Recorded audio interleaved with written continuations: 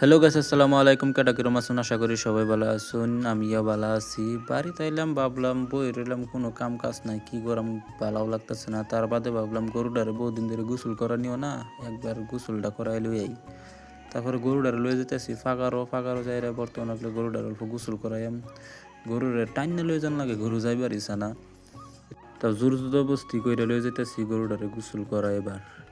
আমি ভাবছিলাম কি জানি মানুষের একলাই ঠান্ডা লাগে, তারপরে দেখলাম যে না, গরুরও ঠান্ডা আছে। এই যে টানা টানতাছি ফাঁকার মাঝে যাই না, তারপরে নিয়ে হেরাও কেন ফুটার লগে বাইন, তারপরে গোসল করাইতেছি, শরীর টল মরাইতেছি সুন্দর করে, মরণ লাগবো। শরীর থেকে বহুত ফেদা বার হইতেছে।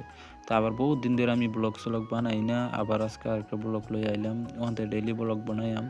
আমার হলো প্রবলেম আছে, তাই ব্লগ স্লগ বানাইবার পাইছিলাম না।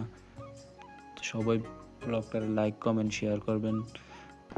গরু গোসল করেন দেখে কিন্তু ফুলাবো না, এরা বই রয়েছে, বই বই দেখতেছে, তামসা দেখতেছে, কইতেছে ঠান্ডার মধ্যে কিবা গরুর গোসল করা। গরু ধোয়া বেড়ায় আর ওগুলা ফেললাম, গোসল করে ফেললাম।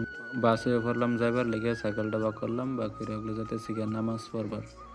সব কিছুই করুন লাগবো, কাম কাজও করুন লাগবো, নামাজও পড়ুন লাগবো। এগুলো নামাজের উদ্দেশ্যে বাড়িয়ে পড়ছি। তো সবাই আমার লাগে দোয়া করবেন ইনশাল্লাহ, আমি যাতে আরও একবারে যাবার পাই, আমি যাতে আরও ভালো ভালো করে ব্লগ বানিয়ে দিবার পাই।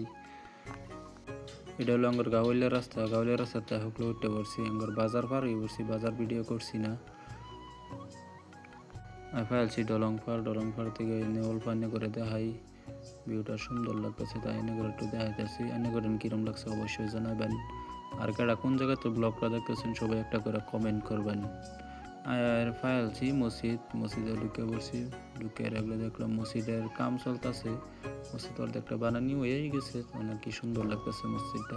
বানায় ফেললাম আমার রুমও এর আমার বিছনাটা বাস টাস করে লাইটটা জিমাইলাম, জিমাই হেরে এনে ব্লগটা শেষ করলাম। সবাই লাইক কমেন্ট শেয়ার করুন, বাই বাই।